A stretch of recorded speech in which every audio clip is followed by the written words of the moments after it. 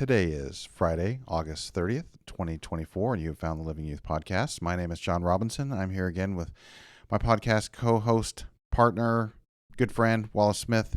How are we doing today, Mr. Smith?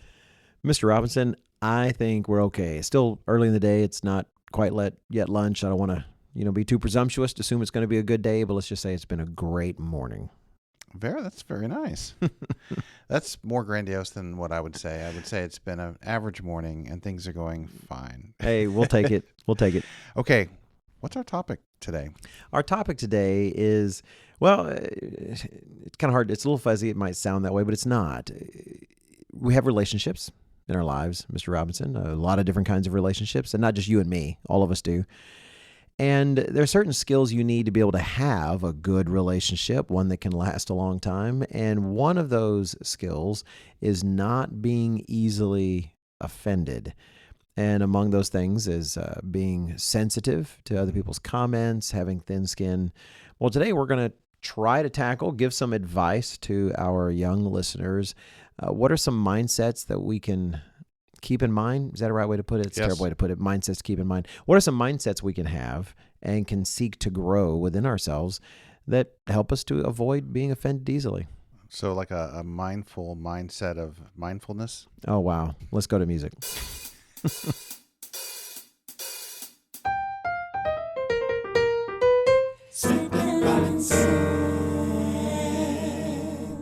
Thank you, Jake and Julia. People are complicated. If you haven't figured that out, you have not been paying attention. And that sounds but it sounds like I'm trying to say you're dumb if you haven't figured that out. No, I want to say that the complication of people didn't sink in for me probably until my 30s or 40s, where I started to realize that I didn't have people figured out. I mean, as just a abstract, like people, what it means to be someone who has motives and feelings, that it had to really dawn on me that people are complicated. And I kind of learned that by examining myself. Why do I have these habits? Why do I have these likes? Why my temperament and background?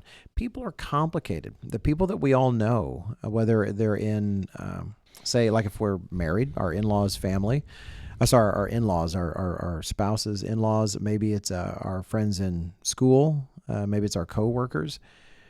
Man, they have life experiences that have shaped them as human beings and have brought them to the point where they are. And that is a complex web of things that can almost never be completely, you can't really pull all the threads, Mr. Robinson, to get it down to all the details.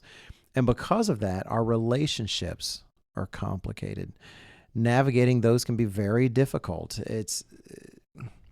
Sometimes things get awkward, or people that we're pressed to be close to frequently have different tastes than ours. I'm not saying ungodly tastes. If so, we need to think about those relationships. But their sense of humor is just a bit different, or they can be frustrating, and they can be sources of offense at times.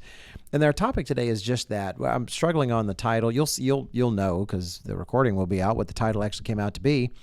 We're looking at possibly avoiding the trap of offense, because it can be like a trap, you fall into. Build a bridge and get over it, That might not be a bad one. It can feel like something I saw this terrifying footage the other day of a woman just yesterday, actually, in India, who was just walking down the street, and suddenly the ground opens up and she just falls right in, like 26 feet. Yeah, they haven't found her yet. It's a problem with like a sewage pipe underneath. It slowly eroded the ground, and you can see it on the footage. And so offense can be that way. You're just walking along through life, talking to somebody, and next thing you know, boom, they offend you. Worse, even still, when it's someone, say, in your family, or a group of people that you're normally related. It could be someone in the congregation where that's kind of a regular thing, where their relationship brings those kind of things up often. I can think of a couple of times where it's been a while. I remember this was in my 20s, maybe early 30s. A couple times talking to somebody I knew fairly well, and they say something, and their demeanor in both cases was like slightly like, I don't even know how to explain it. and after a second or two goes by, I'm like, did he just say what I think he said? And you realize it was actually a real barb. I mean, it was intended to be offensive, but they delivered it in such a way that it took you a minute to realize what they had actually said to you. Okay. I find that very believable. And I've also experienced the opposite, where I've been in a group setting and someone says something, and then later another person who maybe it was directed toward comes and says, "Look, was that purposely offensive? Was that someone attacking?" And it's like, "Oh wow, no!" I mean, that maybe there's some universe in the multiverse, which I don't believe in a multiverse, but no, not at all. Here's this context. Here's this background that was not meant in an offending way. And yet at the same time, there's also things that, sometimes our attitudes aren't what they are to be. And someone does actually do something offensive. Yeah. And to your point on that, not only is that the other side of it, but that's probably far more common. One of the things I had to learn in my early 20s, I really did have to learn. I learned this the hard way. I was so ironic in my humor and dry that I just thought everybody understood I was just being funny all the time. And I started to realize that people did not. And so then it's because you kind of backfill experiences, then you start, Sure. I think that person might have thought I was a jerk because they never understood my humor. And so I had to modify the way I used humor to either make it more obvious or stop joking as much. Yeah, it is actually, it is hard not to cause offense in some way or another. In fact, we'll get to talk about that, I think, in one of the later points. But the good news in all of this, in terms of navigating relationships, in terms of trying not to be easily offended, not to be too sensitive to the actions or choices, whether what they've done is intentional or not, the Bible actually does give us a variety of bits of advice in terms of how to deal with that. Most of it is about a mindset we have to take, and spoiler alert, it's going to be Christ's own mindset. That's almost always the case, right? Well, I shouldn't even say almost. We always want to be seeking that, and that really is a solution. But at least one, I know there's some practical points that can be said in terms of what does that actually mean in terms of actions, and that's what we hope to cover for the rest of the podcast. Here pretty soon, is to kind of go through and discuss those things. Mr. Weston here and Mr. DeSimone as well, they like to say we can't be thin-skinned. Yep. And if you know what thin-skinned means, if your skin is thin, then you get barely a nick on it. Next thing you know, you're cut and you're bleeding and it hurts. And they say, look, if we're going to function here at headquarters, we're going to take advice from other people or comments. We can't be thin-skinned. We have to hear some things that might sound like they should ruffle our feathers. I'm mixing metaphors, and we can't let that. We have to be willing to hear things that we don't like. Yep. No, and it's funny because Mr. Weston has emphasized this at times, and Mr. DeSimone, probably because I work with him more commonly, Regularly. does it as well. And you do have to build up a little tolerance to those kinds of things, but at the same time, they're not ever. Neither of them. I've never had an experience with either of them where they're ever like just offensive in it. If that makes sense. Right. Like some people say, well, you can't be thin-skinned, and the other person is actually rude and not nice. And that's certainly not what we're talking about here. But like, I know Mr. DeSimone's, I say policy, but like I say, his philosophy on it a little bit better. And it's like, look, if we're going to get better and we're going to improve, and a lot of what they're doing is design technically. When you're putting together a telecast, there's a really artistic element to it, but we have to be open to critiques of our work so that we can get better and better. And if we're always just going to be offended every time, that's one thing I think Club is very good at. I know I've heard stories of how Club was back in the 60s, 70s, 80s kind of thing, and it could be really brutal. Mm-hmm. But Club done properly and with the right balance teaches you that really truly constructive criticism is really quite helpful and helps you get better. But if we're going to be really sensitive and there's a real emphasis on that from those two departments. Now, you and I, of course, just do everything perfectly, and so we don't have to worry about that. But just joking, everyone. Oh, man. Yeah. I'm waiting for lightning to strike. I didn't say it, just for the record. If we can't put up with such things, because it's not just we're using a work environment because we're here at work and it's easy to think of, But even if you look, like I'm married, and so I have in-laws, and thankfully I love all of my in-laws very much. But I can't fathom that I haven't said something that might rub them wrong. And even though I can't think of a particular instance right now, I can't think of something they haven't said. In fact, let me move on to some of my family in the past. I love my family, my parents, my grandparents, etc. But I just give an example. My mother and and her mother-in-law, my dad's mom, it was rough between them. It was difficult, and sometimes it seemed like one might be purposefully trying to kind of poke at the other, and be an irritant. And sometimes it seemed like, because once that you're in that environment, well, something could be innocently said, and then it still seems that way, right? Because you're already thinking that way. And so the fact is, neither of them, they were in their 40s and 50s and 60s, and they definitely weren't in the church, and had a pastor kind of helping them and such. But the idea that, well, you know what the solution is for the other person to be a completely different person, and then our relationships are fine. Well, that's not likely to happen. And that really takes everything off of you, where you don't have any agency in this. You're putting whether things are happy or sad is completely dependent on the other person. And also it ignores the fact that sometimes we contribute, that even if it's not in this particular case, which it often is sometimes, we still contribute that in other people's cases.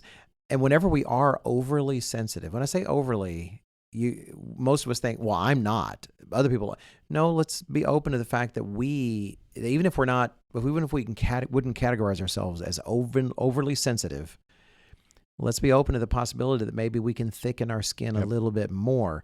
And when we can't, Mr. Robinson, I don't know if you've ever seen this, and I put this example in the notes, and I don't know if it makes any sense to you whatsoever. Have you ever seen a demonstration with mouse traps and ping pong balls trying to illustrate how a nuclear bomb happens? No. Okay. So did you remember seeing that in the notes? I was No. afraid you'd see it and trip up. Okay. So I've seen it's really pretty neat, because the way a nuclear bomb happens is essentially you've got a critical mass of radioactive substance like uranium or plutonium, and you have all these atoms that are just begging to throw off 2 neutrons. And when a neutron hits another nucleus, it can cause that one to split and throw off 2 neutrons, et cetera. But you just got to get it going.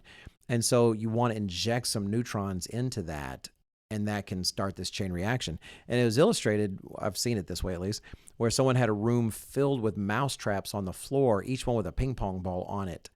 And it's all stable, but in a sense, just waiting to be triggered. And then you just throw one ping pong ball into the room.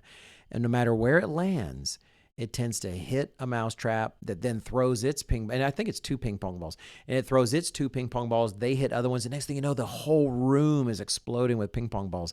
And the closest I could think in terms of a room I've been in was my wife and my son David, and I want to say Haley, some of the LAE kids. Anyway, they got this thing where, I don't know if you've ever done this, and I don't know what it's called, like a cobra something, like a snake. I can't remember the name of it. Black mamba. That's not it.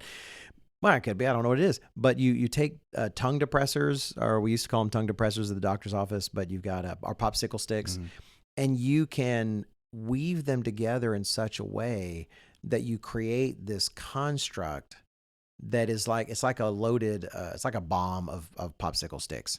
And all it takes is for you to hit one, and the whole thing just explodes. It's a lot of fun. Yeah.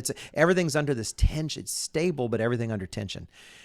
Well, when we're thin-skinned, or when we could grow in being less thin-skinned, then it's kind of like, surely some of our listeners will relate to this, where someone has said something, it's gotten under our skin, and then we're thinking about it all day. Yep. And all we think about is, oh, I can't believe that person said this. And suddenly what they have done is taking over our mind, and our neurons are firing all day long because of this comment by so-and-so that sometimes was meant to be mean and sometimes isn't.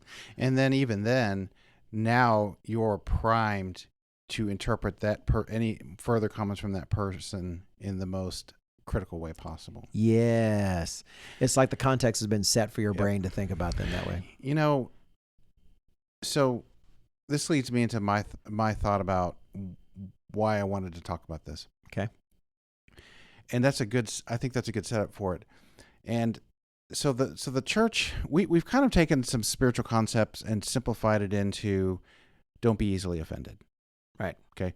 So what does that really mean on a day-to-day action? It's like, well, some of what we've already been talking about. It's like, give people the benefit of the doubt as much as you can. I mean, look, sometimes it's clearly somebody said something to be offensive.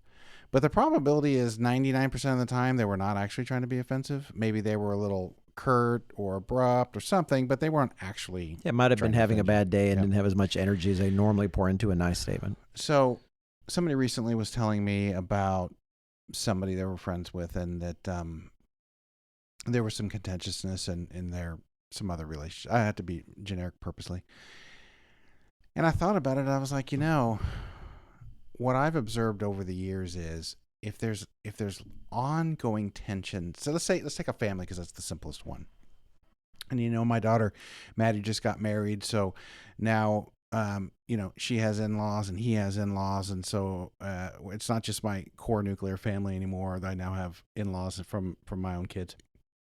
And so sometimes you see long-running tension. It's almost like this like, not a full-blown war, but it's kind of always this simmering little guerrilla action, brush war kind of thing. Right. And here's my hypothesis, Mr. Smith. All right. I'm excited. That one of the key components to why that goes on is we're too quick to take offense.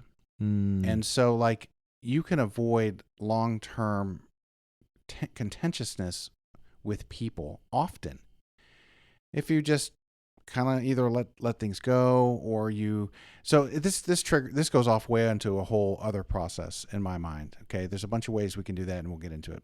But again, my hypothesis is, I think if you were able to do an actual analysis of a group of people where there was commonly just tension, there's just always something going on, one thing into another thing.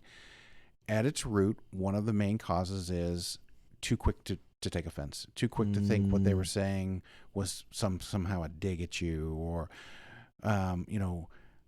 why did she say that about me wearing a white dress? I've learned a lot about how women communicate with each other sometimes when they are being a little bit tacky. And anyway, so that's my theory. What do you think about that? And what have you observed in your, when you're 20 plus year pastoring? What are some of the common causes you see of ongoing tension in a person or a group of people? Oh, that's a good question. I feel kind of bad answering that question, because the verses that come to mind, and I thought you put it so well, that one of the problems is being so quick to such conclusions. They're all captured by verses I know that you selected to use. I don't want to rob them all of your opportunity, but they're so good. I've just, this is a erratum, a mea culpa to the audience. There's been at least 4 or 5 times I've totally ripped your your scriptures from you, and you're like, "Oh, that's excellent, Mr. Robinson. That's one of the ones I had further down." Yeah, you're so wise. Okay, well, I'll do a little bit of that, because I thought you picked some real winners, and several of them speak exactly to that. The Bible praises. It doesn't say that sometimes there isn't an appropriate time to be upset or angry, but it does strongly encourage us not to go there quickly, And so you've got Proverbs 19 and verse 11. It says, the discretion of a man makes him slow to anger, and his glory is to overlook a transgression. Yep. I love both of those, because it does take both. One, being slow to anger, that is worth practicing, realizing, okay, I'm being way too hasty. Yep. I need to be willing to spend a day or so trying to give the benefit of a doubt for this. And even if it feels artificial, if it's just a matter of training yourself to put on the brakes. But then let's say you do come to the conclusion and think, I think that was a put down. I think they didn't like the pot roast that I made for dinner tonight, or I didn't think this. Well, then it goes further, like I said in verse 11. It's his glory to overlook a transgression. And we'll get to a principle later, but the fact is we all cause those kinds of upsets here and there in our life. And man, we want everyone else to overlook ours. It might be like, what? But that person did it on purpose. You know what? And you can purposefully overlook it, and you can just move forward and not worry about it. I like what you put in there, because I completely agree with, this is the kind of thing you have to practice. It is practice. And I think that you can actually even use, this gets overused a little bit, but the idea of like fake it till you make it, because at first it won't feel good. It feels unnatural. It's not natural. Yep. And you have to practice it. And so there's the number one way that I've learned the most about this, and like to think that I've matured in this area is through my marriage. And we had the Love and Respect podcast we did with Rod McNair when he came on. I guess I should have had the number of it. We can look it up. And one of the key things out of the book by, is it Ronald Emmerich? What's his name? His name is Emmerich. Oh, I can't remember his first name. Doesn't matter. He says it's important that you adopt a kind of a default stance with your spouse that 99% of what things they're saying to you is not. So if you're the woman, let's say 97.3% of the time, she's not actually trying to disrespect you in a relatively healthy marriage. Doesn't even have to be super healthy. I'm dug a hole here. I just mean, like, it doesn't have to be an ideal marriage to apply this. Right. And then the other way around, of course, that the husbands are probably not intentionally, the vast majority of the time, not intentionally doing something unloving. So the spouses are not actually trying to offend each other. Now, occasionally, yes, for sure. So our default assumption needs to be kind of our baseline configuration of how we're approaching things with whether it's our spouse or other family relationships should be that they're not actually trying to say something to rile you up or get you upset in some way. Absolutely. And I would make sure that's extended to our teenagers listening. That needs to include your parents.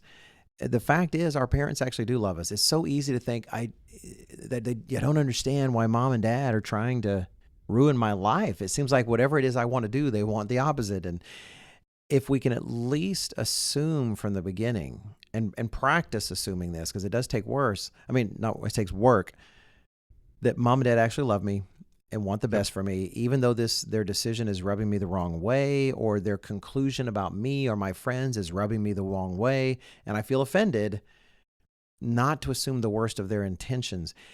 And if we can do that, if we can practice that and start to make our default, in Mr. Robinson's well-chosen words, our default to be to assume the best, then in those times when something really it seems intentionally negative or offensive from someone, when our friend or our neighbor or someone actually does make a cutting remark and they actually are sort of stepping on our feelings carelessly, it leaves more in our tank to address that. Does that make sense? Because those offenses are going to come. Jesus essentially said that. We're kind of expanding what he said there, but they are going to come. We will be offended and we will cause offense.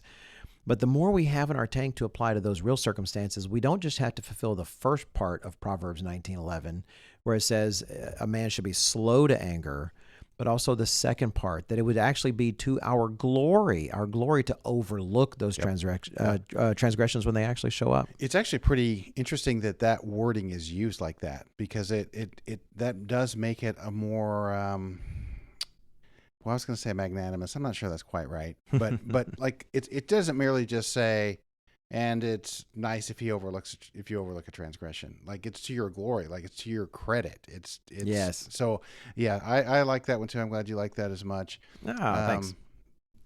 But I had one more comment on that. Go for it. Just a small point, but I hate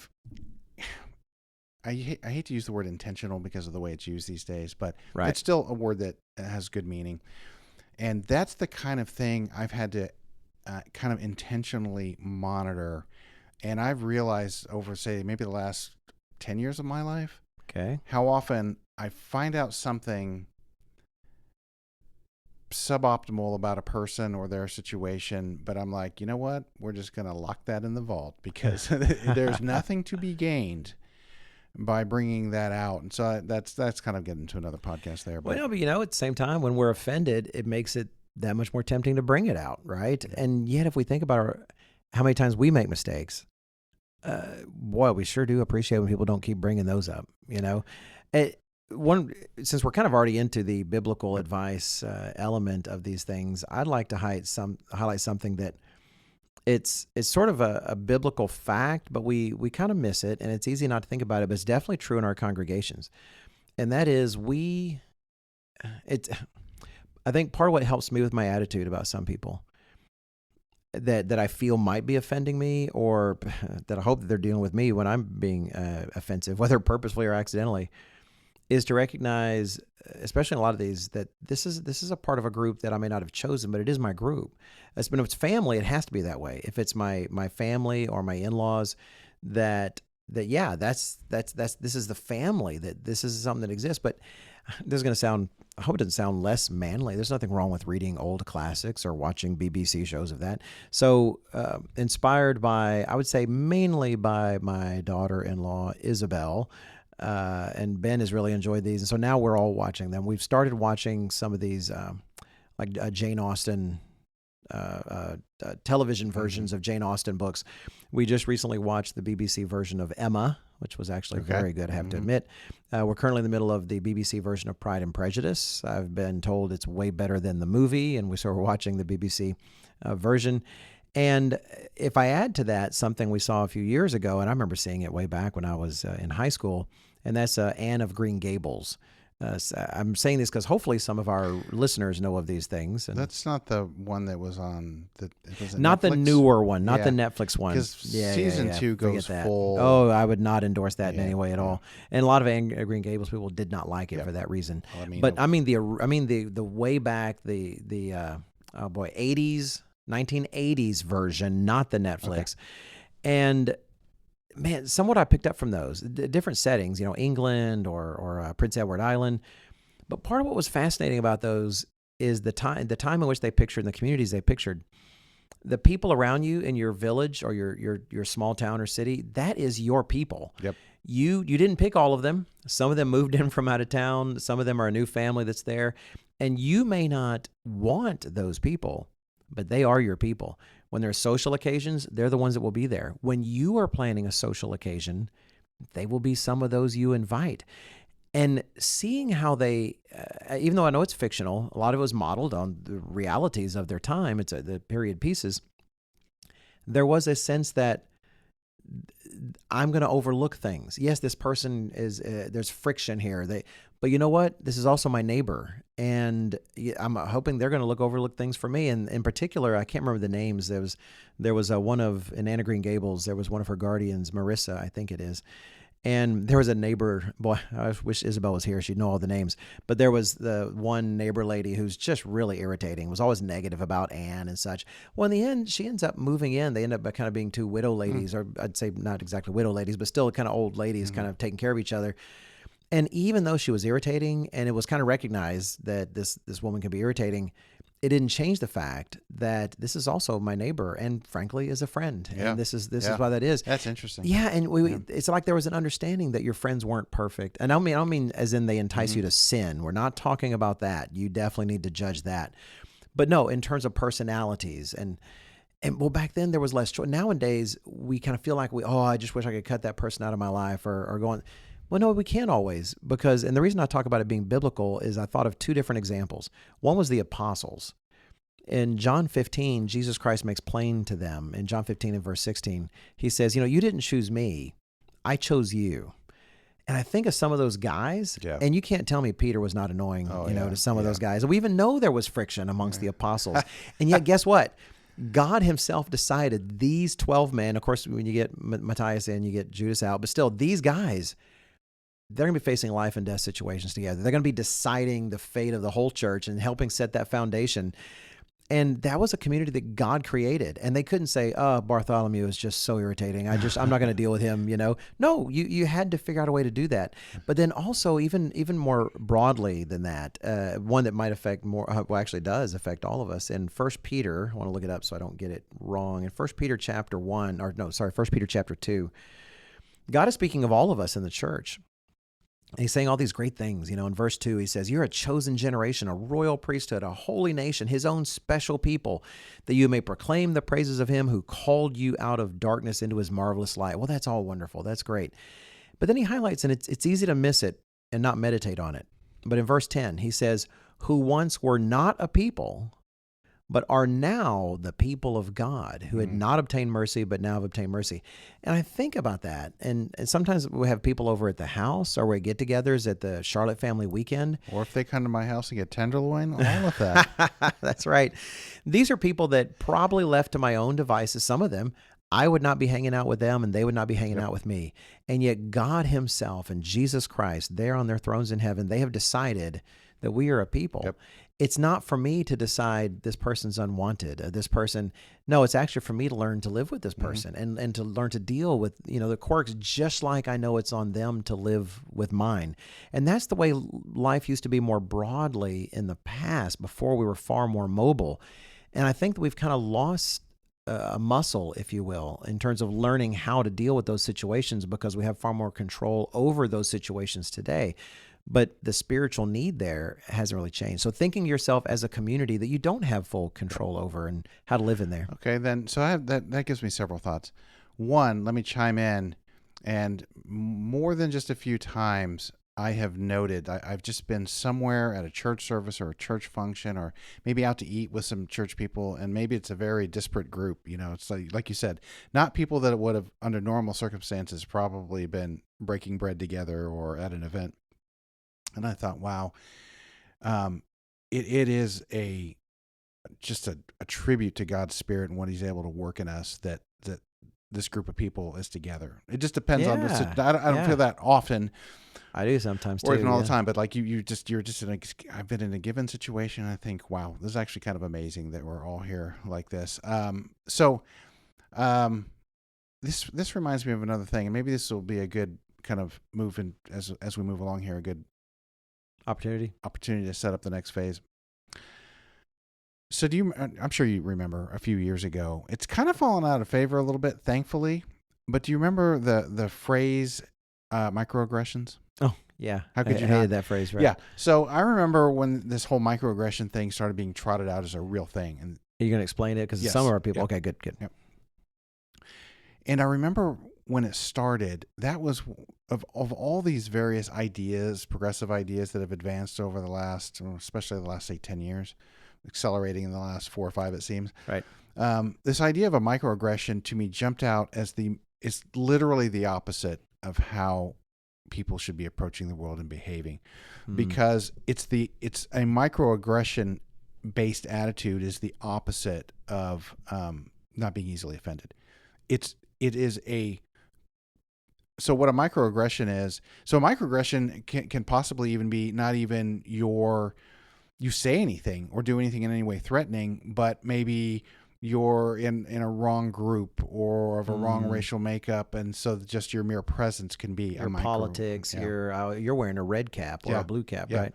And so microaggression is like, oh, well, you haven't done something over the top offensively, but you even your tone or the way you're approaching things, or just the fact that you're from this area, whatever it is, was a microaggression. But the thing is that people like that have their mind trained to constantly be on the lookout for anything they perceive as something offensive. Right. They're expecting the world to be filled with offenses. And your comments then about fitting into a community also made me think about that. It's like, what kind of community are you going to have when everybody in it is constantly on the lookout for even the smallest perceived offense coming out? And so that would be a terrible community, because offenses do happen, let alone if you're looking for them. Oh, man, you're going to multiply them 25 or 30-fold, and who can live in an environment like that? In terms of, okay, let's see, more advice. And this is, again, a mindset. A lot of this is a mindset, but I find it helps me. And that is to learn to think of myself as under Jesus Christ's command, and that reminding myself that my entire goal in life is to emulate Him. Because the fact is, we will be offended. Mr. Robinson, I don't think I'm going to offend you by saying in front of all these nice people that Mr. Robinson and I have offended each other on occasion. There's times we have said something that it's like, well, I don't think that needed to be said, or this or that. This has definitely happened. But now, on the one hand, again, that's part of a robust relationship, is that it survives those things because they're that inevitable. I can guarantee you I've offended my wife. I can guarantee you she's offended me. I've offended my kids, and my kids, oh yeah, they've certainly offended me. Those things happen. But when presented with something like that, it helps me sometimes to think of myself that I'm not just, say, Wallace Smith, right? No, I'm actually a person who's under Jesus Christ's command, and part of my mission in life is to seek to emulate Him. And then those offenses, when they do come, I'm not trying to sound like I'm pie in the sky in terms of my thinking, but they turn into opportunities. This is an opportunity to emulate him because Jesus Christ took on offense after offense after Yeah. offense, and he handled it in a certain way. Yep. And if God is going to bring me into his kingdom, I almost need these opportunities to learn to be like him. Man, amen. There's nobody in the history of the world that received more offensive things who didn't deserve it than Yes. Jesus Christ. This is an area where I thought Jordan Peterson had an interesting take on it, because when he looks at it kind of from a literary perspective and archetypically, he thinks a component of the story of Christ is what would happen if the worst possible thing happened to the best possible person. I've always thought that was an interesting way to put that. And so, whether you accept that or not, it's at least fair to say Christ was perfect. He didn't sin. In fact, John 3:16, that even while we were yet sinners, he died for us. And just, I know we've all heard that, but just think about what that meant. And reading through his life and teachings and the many, many offenses he received, he bore it all, and willingly allowed himself to be. I can't remember what it was that I've been studying lately. Oh no, I know what it was. It was some of Mr. Weston's comments about suffering that made me think more about this, and even though we kind of understand what Christ went through, at the same time, sometimes I think we have no idea what Christ went through. Yeah, it's like every few years it sinks in a little deeper. Yep. Yeah. There were two verses that came to mind for that, but the most obvious is probably 1 Peter 2, where he literally addresses in terms of how Christ dealt with these things. In 1 Peter 2, and starting in verse 21, Peter reminds us all, hey, guess what? To this suffering and taking it patiently, guess what? You were called to this. This is literally what you were called to do. He says in verse 21, because Christ also suffered for us, leaving us an example that you should follow his steps, who committed no sin, nor was deceit found in his mouth, who, when he was reviled, did not revile in return. When he suffered, he did not threaten, but committed himself to one who judges righteously.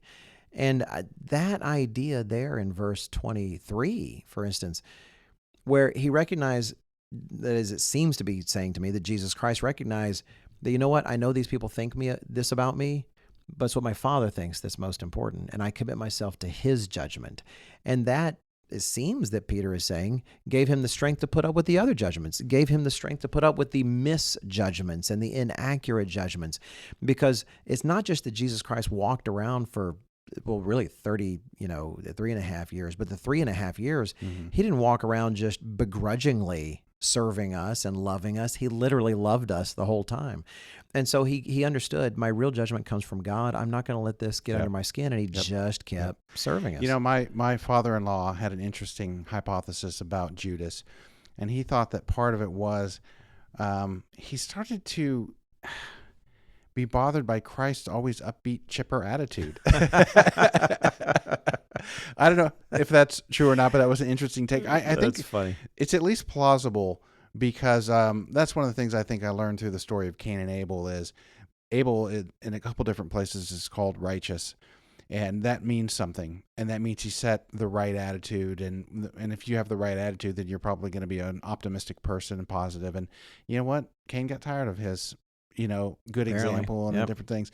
So that reminded me of, you inspired me to go find a scripture which I had, which is Ecclesiastes 7:21 and 22. And it says, also do not take to your heart everything people say, lest you hear your servant cursing you. For many times also your own heart has known that even you have cursed others. Oh, wow. Robinson. That's If I almost two on the nose. I'm gonna try to pull this microphone off of here so I can drop it. Oh, that is absolutely so good. So I love your point. Your point that you're making there with that. Well, you know what? I was gonna say something else about the other one, but that is just too perfect a transition. I'm not gonna hold myself back and move to the next point, because what you just said fits not only so well with the next point, I don't know if you realize that or not, but also it is just among the things that has chastised me. And that is another mindset thing, learning to realize that you too also cause offense to other people, and then try to give other people the leeway that either you hope people will give you, or if you're self-aware to realize that other people give you. And it's very easy to excuse ourselves and think, yeah, but this is different. When I offend people, I always apologize later. And I would dare say you don't. Yes. For a lot of Right. people, there's times when you think, well, they shouldn't be offended because it's the truth. In those cases, a lot of people don't apologize. But also, there's offenses that we cause that we never even know that we did. And I have reflected on this a lot because I know there's times I've caused offense. And the idea that I could not get through life unless every time I've rubbed someone the wrong way, they had it out with me and they let me know about it, that would just be the most painful experience ever. When the fact is, no, I have people in my life, all over my life, that are giving me leeway. From the smallest things of like when my breath is a little bad to the largest things when I have said something that seems so careless. Well, how could you say something like that in front of me? And not, instead of confronting all the time, realizing, well, you know what, he didn't really mean that, or I'm going to give him the benefit of a doubt because maybe sometimes I did. Well, I think you're extremely good about that. I really do. Working with you now for so many years and so closely, I've noted more than a few times where I've been a little snarky or a little a little too ironic, and like you Robinson, yeah, I could be ironic, but I notice often what you do is you just let it go. You just let it slide. Oh, thanks. And I think about that too with some of my you and other closer relationships, and it's like often the best policy if you want to maintain a good relationship with somebody is you just need to let some things slide. That really is. I mean, we could summarize this entire hour-long podcast as, hey, everybody, you just need to let some things slide, because that is a great point. Well, one, don't interpret everything as if it was offensive. Right. But then when it is occasionally offensive, most of the time you want to let it slide. What is it that we were talking about in our pre-show prep? Paul, in talking to the church, and people were being taken to court, the civil court, instead of letting the church judge. The church should be judging these things, and you're taking them out into the public and to unconverted people to make your judgments. Right. And he said it would be better if you accepted wrong, right, than to go and litigate your business out. Oh, Mr. Robinson, that is so antithetical to today's thinking. The idea that you would allow a wrong to happen to you, how could you do that? It's literally Paul's advice. Sometimes that is actually the single best thing to do, is to just accept the wrong and move on with someone. One of the things was actually sometime I remember saying something that was so embarrassing. I realized I said in front of, normally it would be innocent, but realizing to whom I was saying it, I realized, oh wow, that has got to bother them that I brought up this subject. And I was so concerned. I was frozen. Like, should I even, because it took me a while to realize it. Should I even go back and apologize for it? But then apologizing for it would be bringing it up again. And I didn't, and I was young, I was in my 20s, and I just felt frozen. But what hit me over the days and weeks that followed, because it was one of those where for the first time I was truly aware that, man, there's no way that was not offensive to this person. And I was too immature to really apologize for it, like I said. But you know what? We were still friends. And this person who was older than I was still treated me the same. And it hit me, well, you know what? I've been doing that with them also, right? And it was a real realization that this is how life works, is you just overlook things. That's so good. You relating that I realize now that there's been a couple times, and this tended to be in the 20s, when I recognized much after the fact that I had said or done something that I was like, oh, that was probably really offensive to them. And you realized you didn't know it because they didn't treat you any different. Yeah. And that was truly humbling. I was like, wow. Like at that time, I just chalked it up to, that's amazing character, because I would have been like, you're a jerk, I don't know. I'm not that confrontational, so I might not have. No, but in your heart, you could say things like that. You never know. I think we're getting to the end here. So I want to do something that I'm not always great about, and that is a call to action. Oh, sure. Am I too early? If we're not quite wrapping up, but I would say one more thing. When we get ready to wrap conclusion, up, man, call to action. You got to love, if you're here in the editorial department and working with the digital team, you'd hear about CTAs all the time, So I would need a CTA for this, call to action. All I'll say is with that, the scriptural advice that comes to mind is Matthew 7, where Christ just gives what is often called the golden rule. Whatever you want other people to do to you, do for them. So that's what we're talking about. Now, Mr. Senna said sometimes my speaking style was a little factoid style. So here comes a factoid. Yeah, Interesting. It was a little bit. I did not realize that principle actually originates in Leviticus, I think. Like, Oh yeah. And so I thought that was kind of cool because, like if a lot of mainstream Christians out there, they don't give much credence to the Old Testament. And they think all the good concepts that we have from Christianity, quote unquote Christianity, comes from the New Testament. It's like, you know what? Almost all those ideas were already in the Old Testament. Guess what? Same God, right? Yeah. That's the way that works.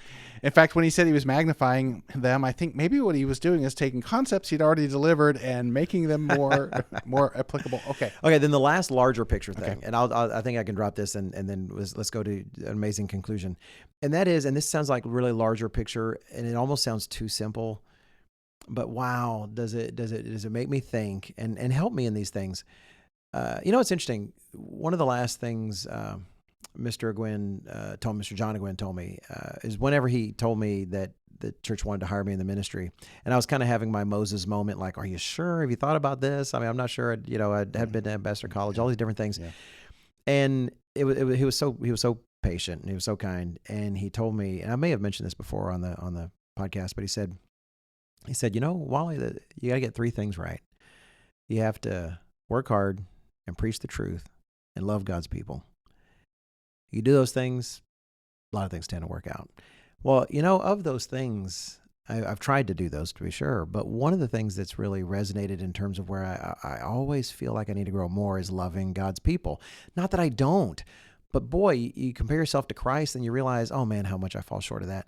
Well, when it comes to overcoming offense, I really believe part of Christ's secret sauce was that he just loved us. He loved humans. He loved people. He loved the people he's trying to save. And the point when he's talking about his father, but he and his father share the same character in Matthew chapter 5, when he's talking about, hey, you know what God does? He sends the rain on evil people too. It's like God doesn't think of the evil as, well, I'm not going to send them rain. No, at this time, he's actually showing them kindnesses. Jesus Christ said, you know what you do? You don't hate your enemies. You love them. You know what you do? You pray for them. This idea that you actually commit to loving everybody in some way as made in God's image and as having this eternal potential, no matter how terrible they are to you, that these are people that Christ died for too. There's times when I remember way back, there was someone just really give me a hard time, and in the church it was difficult. I was trying to be friendly, trying to be brotherly, and why wasn't it going anywhere? But part of what helped was telling myself, man, Jesus Christ died for this person. Like not just for me, but Jesus Christ said, hey, this is my kid. God said, my son died for him too.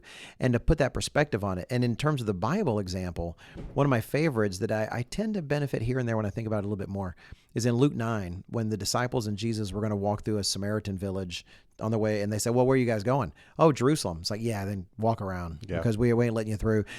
And you have John and James like, Lord, you want us to call fire down from heaven and fry these heathens for this? And he's like, you have no idea what spirit you are. But what he said, the Son of Man didn't come to destroy men's lives. He came to save men's lives. We're going to walk around. Yep. Well, it's easy to think of that. Oh, so what? No, walking around town was not an easy thing to do. And their feet are hurting. They're walking on a long trip. They're having to go around the city because these people are being jerks. But Jesus Christ's whole point was like, you know what? I'm here to die for these guys too. Just cut it out, John and James. Get your act together. One day you might see these people in the church one day. And this idea, if you just understand, if we all try to focus on the fact that Jesus Christ loves these people that are irritating us so much, just like he loves us, it tends to put things in a different perspective. Yep. Jesus Christ literally wants to spend all eternity with these people that we're having a hard time spending 5 minutes with. And it's just kind of a thinking shift. Yep. And you've had that theme in view for quite a while. Like I remember one of my from the earliest that I knew you, this was an idea that you had, and that was you often used the term that God plays the long game. He's the long view. And if you're God, if you got this long view where you want to reconcile mankind to yourself, you got to overlook a lot of offenses, so. Yeah. Okay. So I want to set up my call to action. All right. With two stories. And so what I'm trying to say here is, okay, let's say maybe you're driving in the car and you have a moment of clarity and you're kind of honest with yourself and you think, you know what, maybe I am a little too sensitive in some areas. And Okay. maybe I have interpreted things people have said or done maybe a little too critically, and maybe they're not. Okay. So what are some strategies I can use? Okay. Right. So I have two short stories. All right. So my wife had by far the most influence on me in this regard. I'll start with my Jocko story. Jocko, retired Navy SEAL commander Jocko Willink. He has a podcast. I think it's just Jocko Podcast. And he takes Q&A questions all the time. And I don't listen to his podcast as much as I used to because they became repetitive. Like the same questions came in. And he was always patient. He was like, okay, again, I've already addressed this, but. And one was this, because one of the things that Jocko Willink preaches, if I can use that term, is what he calls extreme ownership, which is you don't blame people for things that are wrong in your life. You go figure out where you fell short or what you could have done better. And let's say an employee under you doesn't perform well. Well, you don't blame them for the project not going well. You look at yourself and go, you know what? I didn't train them well. I didn't give them the tools they needed. And so that's probably why he calls it extreme ownership, because Oh, a lot of yeah. people wouldn't take ownership, but he's challenging you. No, you take ownership of that. Wow. Right. Okay. And so anyway, so one time he gets this Q&A, and it's this guy writes in and he says, hey, you know, my buddy at work, he's kind of been checked out lately, and I've been having to do a lot of his work. And, you know, do you think that's fair? Should I keep doing his work for him? And I was actually slightly surprised by Jocko's answer, though not entirely. And he said, yes, you should keep, because one of his concepts is kind of a cover and move. You know, you need to lay down covering fire for the other platoon out there so you guys can advance.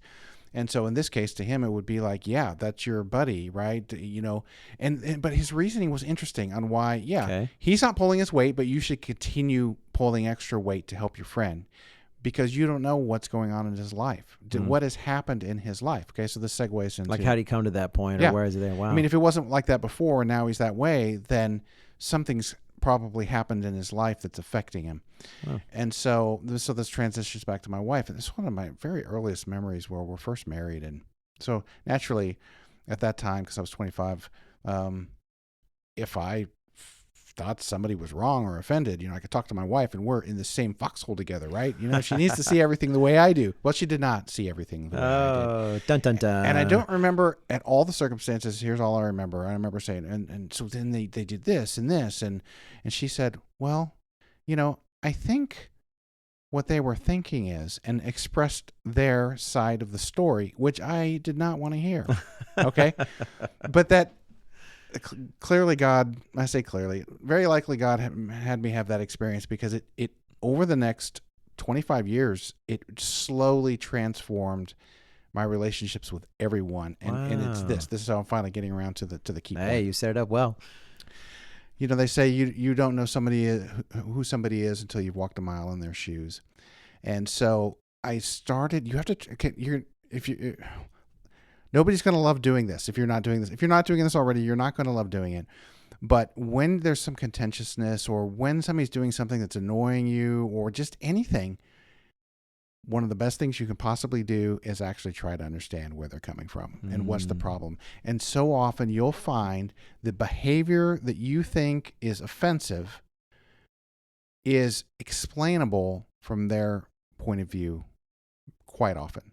Wow. And even if it's not, let's say somebody was generally nasty there was a coworker one time. Now, they were never really particularly nasty to me, but they could be kind of caustic, and they behaved in a manner in which people started avoiding them. You know, the idea that I don't know what's going on over there, but there be dragons. And come to find out later, his wife was leaving him. His wife of many, many, many years was leaving him, and he was really distraught. Now, does that excuse his behavior? No. But knowing where he's coming from and understanding his situation makes it much easier to understand and not take offense to. Wow.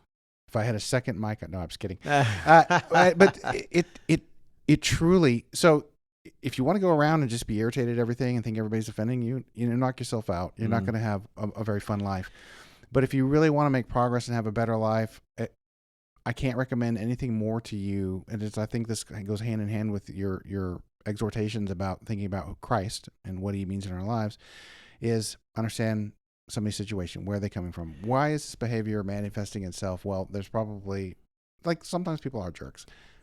You know, Mr. Robinson, I almost feel bad adding to that, but I cannot help it because you just spurred the one piece of concrete advice I wanted to give, and it meshes with that so well. So good. Nope, Y'all no, couldn't I'm see it. good. He gave me a thumbs up. And that's this, because there was a personal experience in my life. It was actually when the Worldwide Church of God fell apart and we were moving to global. And I remembered there was someone attended that surprised me, but I was glad to see it. I didn't know the person very well, but I remember being offended at that person some years before, earlier in the church. And I won't give all the circumstances. I have no idea. The person wasn't a close friend. I'm not sure if they're even still here.